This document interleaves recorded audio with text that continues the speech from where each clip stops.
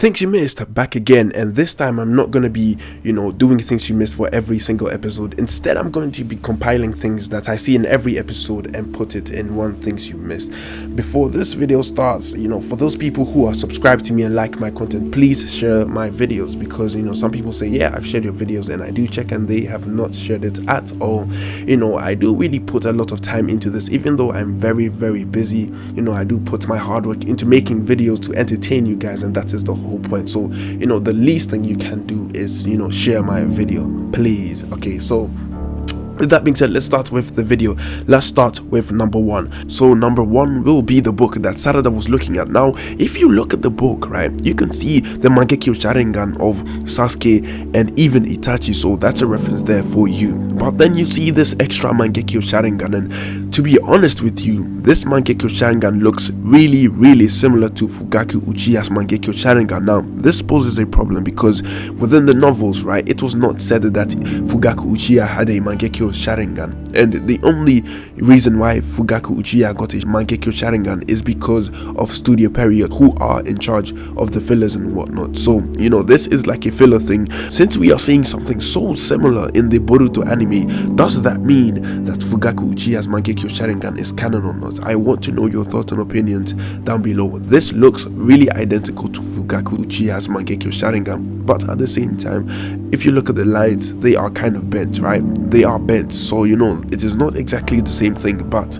maybe they changed it to make it look like a different Mangekyo Sharingan. Maybe this belonged to someone else, and if so, who was it? Because if you look at the book, right, all the Mangekyo Sharingan, if you were to count this as Fugaku Uchiha's Mangekyo Sharingan, that would mean that everyone within Sasuke's family has been used as a reference in the book to depict all Mangekyo Sharingan. So let me know your thoughts in the comment section down below, what you think about this.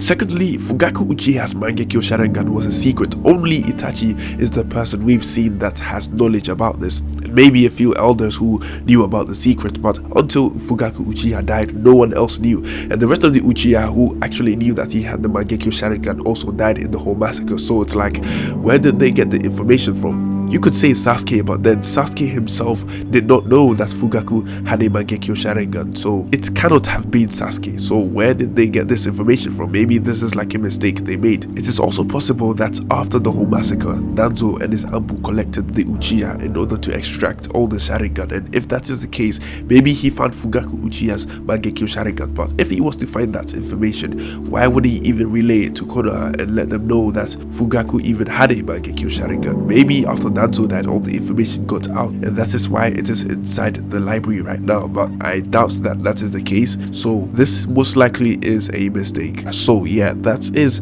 number one right there for you. Keep that in mind. Number two is the episode in which Denki and Iwabe actually rescued a bunch of kids from a burning building. Okay, now the thing I want you to notice is the kids, right? I think these kids are actually a reference, or at least there is that one kid who looks like a kid seen from Naruto Shippuden from the Chikara arc. Okay, they look extremely identical in terms of looks and all that kind of stuff, hairdo and so on. So I really want you to take a good look, because they really do look similar, and the thing is that they have been saved from a similar situation. So this kid has been saved from a burning building, and then the other kid in the Chikara arc was also saved from a burning building by her teacher.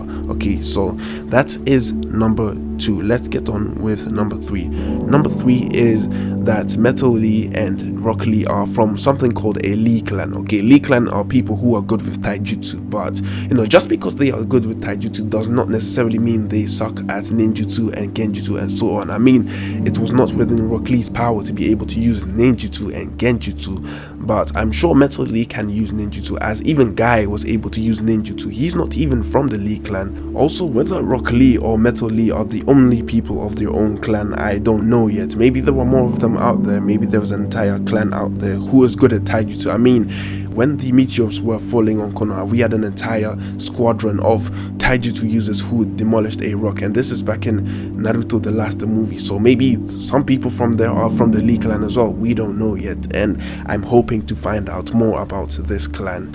Number four is something you probably won't believe, but Tenten and Rock Lee are stated to be the best taijutsu users in Konoha, being better than Naruto and being better than Sasuke, because they are special in terms of taijutsu, and they have been announced, in the novels as the strongest taijutsu users inside Konoha. Maybe Sasuke is not inside Konoha, but he, technically is a part of Konoha, so you could assume that he is very, very skilled at taijutsu. But, Rock Lee's entire, ninja motive is to be good at taijutsu, and that is what he has been practicing his entire life. So you do expect him to be better at taijutsu than Naruto and Sasuke. And even in the novels, right, during the whole Boruto movie thing, Naruto even said in the novels that he wished that Rock Lee was there to take on Momoshiki, because they could not take on Momoshiki with ninjutsu. They needed someone with taijutsu, and Rock Lee would have done the job, but since he wasn't there, they decided to do it on their own. Number 5 is potentially the team for Rock Lee. Obviously,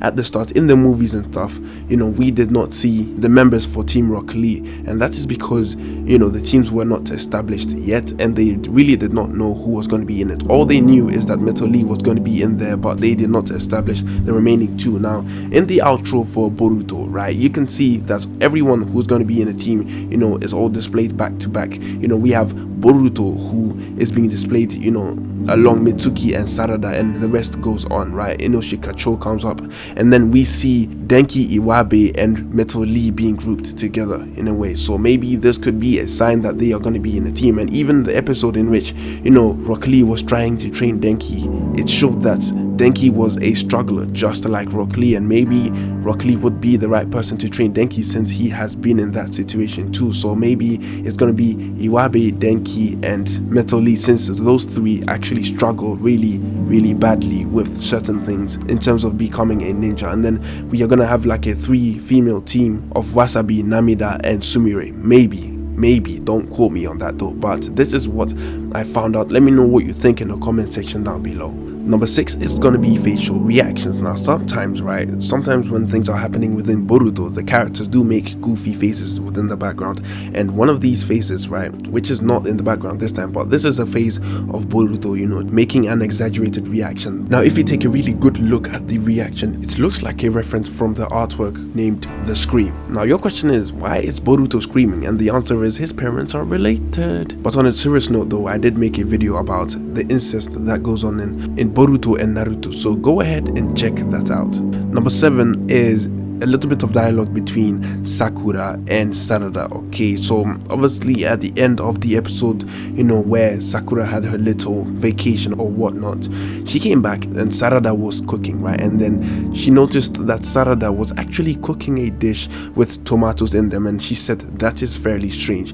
And the reason why she said it's fairly strange is because Sarada actually hates tomatoes, and the weirdest thing is that her father actually likes it. So Sarada hates tomatoes and Sasuke loves tomatoes. Number 8 comes from episode 18, and that was the episode in which we saw Naruto's inauguration, which was an OVA before, but now it got turned into an episode, right? In that episode, we saw Shikamaru actually attempting to smoke, and Konohamaru told him that it is a non-smoking zone.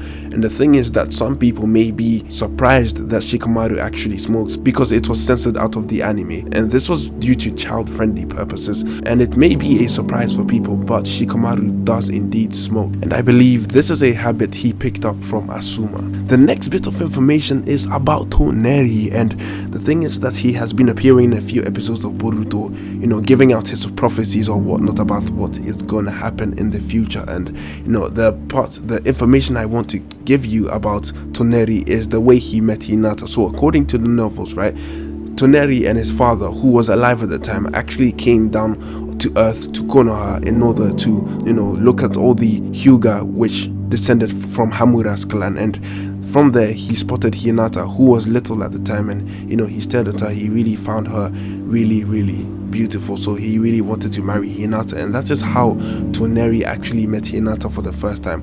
Unfortunately though, his father died, and he was the only one left on the moon until the whole Naruto the last movie happened, and that is when he came down again to try and take Hinata and marry her, since he had planned this since he was a child. Moving on is more information about Naruto Shippuden. So, you know, there was a movie out which was the Blood Prison movie, and it has been confirmed that the Blood Prison actually does exist for those who have actually read the Kakashi novel, where he travels to the Blood Prison to find a new person to guard it. Now, the person who was introduced to guard the Blood Prison, who was Mui, actually existed inside the Naruto world. Now, in the Kakashi novel, it was referenced that, you know, he was fighting to hold down all these prisoners within the Blood Prison who had escaped, right? And also there was a reference to a collaboration between the Cloud and Konoha. This is obviously a reference to the movie when Killer Bee actually came to help Naruto out, because he's from the Cloud and then Konoha, you know, came to cooperate as well. So this is like a little nod to the movie.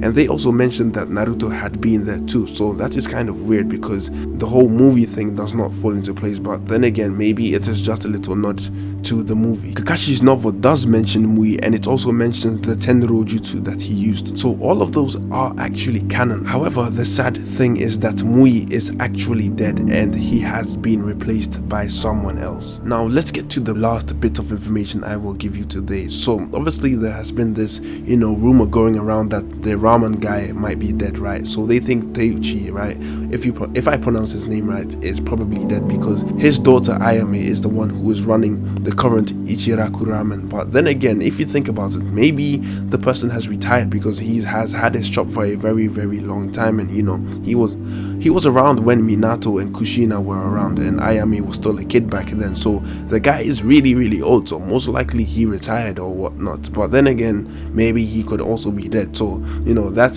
has been things you missed for the couple of episodes. Let me know your thoughts in the comment section down below. Hit that notification button, subscribe, and obviously, you know, share the video. Like, seriously, share it, embed it on your website or wherever you need to do, but share the video obviously, and I will see you next time because I have nothing more to say. Bye.